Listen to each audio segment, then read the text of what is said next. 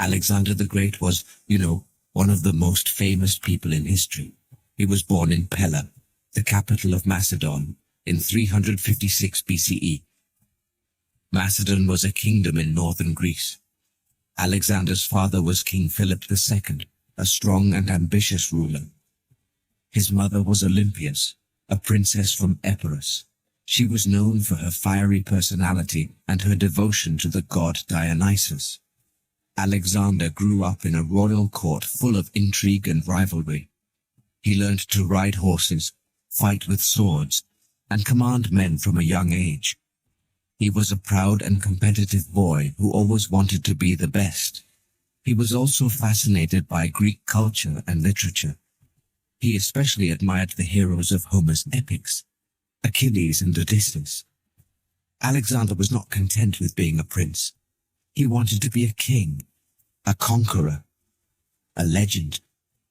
He dreamed of uniting the Greeks under his banner and conquering the Persian Empire, the richest and most powerful enemy of the Greeks. He would prove himself worthy of his name, which meant defender of men.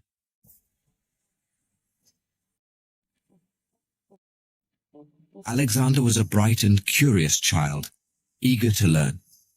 His father wanted him to have the best education possible.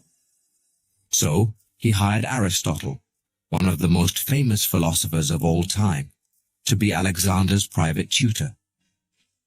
Aristotle taught Alexander for 3 years at a special school in Mysa. He taught Alexander about logic, rhetoric, ethics, politics, poetry, history, and science. He also instilled in him a love of knowledge and a curiosity about the world. Aristotle recognized Alexander's potential and his ambition. He encouraged him to think critically, to question everything, and to pursue his goals with passion and reason. He also warned him of the dangers of hubris, or excessive pride, which could lead to his downfall.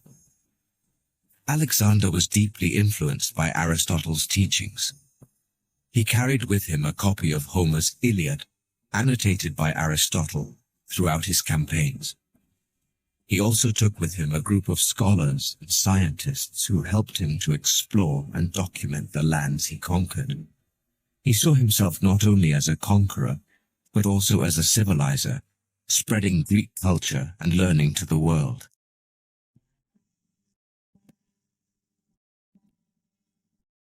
When Alexander was 20 years old, his father was assassinated by one of his own guards. Alexander was proclaimed king by the Macedonian army. He quickly moved to secure his throne and crush any rebellion. He then turned his attention to his father's dream, to invade Persia. Alexander gathered a large army of Macedonians and other Greeks.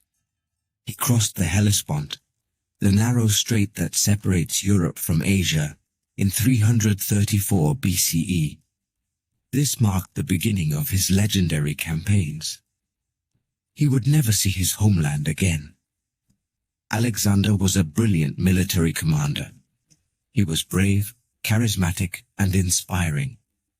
He led his troops from the front, fighting alongside them in every battle.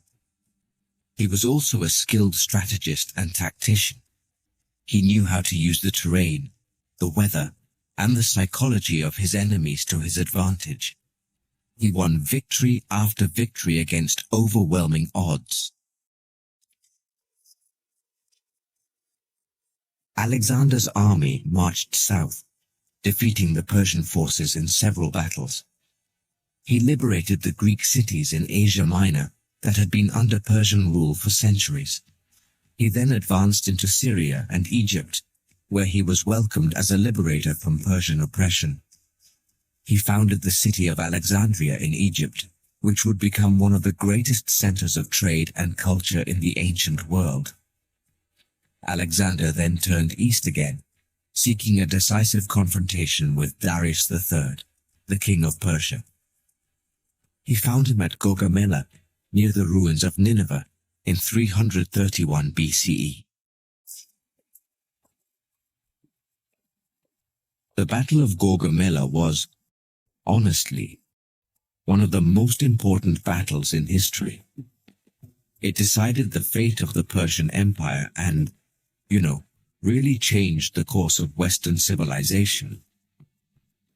Alexander's army was outnumbered by Darius's forces, but Alexander had confidence in his troops and, well, his plan.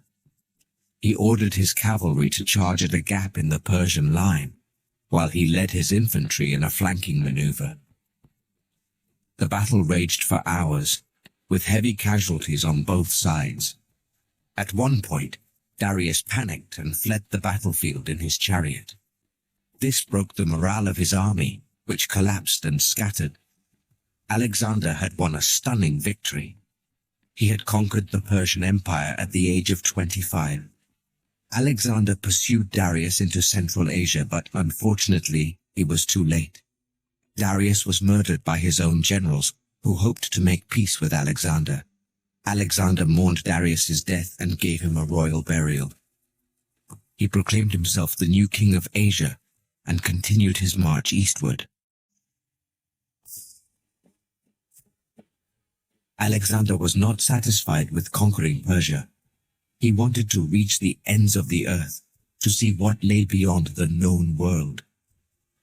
So he led his army across the Hindu Kush mountains into what we now call Afghanistan and Pakistan. Along the way, he fought against fierce mountain tribes and crossed some really treacherous deserts and rivers. He founded more cities as he traveled, often naming them after himself or even his beloved horse, Bucephalus. Eventually he reached the Indus River, which was the easternmost border of the Persian Empire in 326 BCE. Crossing that river, he invaded India, hoping to add it to his empire. There, he encountered a new enemy, King Porus, a powerful Indian ruler who commanded a large army that included elephants. Alexander fought against Porus at the Battle of the Hydaspes River, and after another hard-won victory, he was actually impressed by Porus's courage and allowed him to keep his kingdom as his vassal.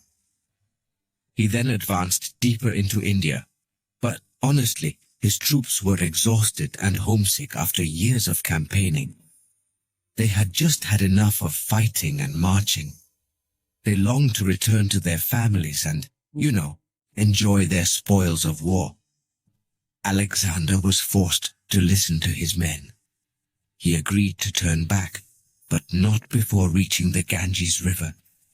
He built a fleet of ships and sailed down the Indus River to the Indian Ocean. Part of his army was sent back to Persia by land, while he led the rest by sea, exploring the coasts of Persia and Arabia. By this time, Alexander had created one of the largest empires in history. It stretched all the way from Greece to India, encompassing millions of people from different cultures and languages. He tried to unify his vast domain by promoting cultural exchange and intermarriage between his Macedonian followers and his Persian subjects. He even adopted Persian customs and dress, encouraging his men to do the same. Alexander never made it back to Macedon. He fell ill in Babylon, the ancient capital of Mesopotamia, in 323 BCE. His fever worsened over 10 days. He died on June 10th or 11th, 323 BCE, at the age of 32. The cause of his death is still unknown. Some say he died of malaria, typhoid, poisoning, or maybe even a combination of these. His empire did not survive him for long. His generals ended up fighting among themselves for control of his legacy, dividing his empire into several successor states. Alexander's body was taken to Alexandria, where it was placed in a golden coffin and enshrined in a magnificent tomb.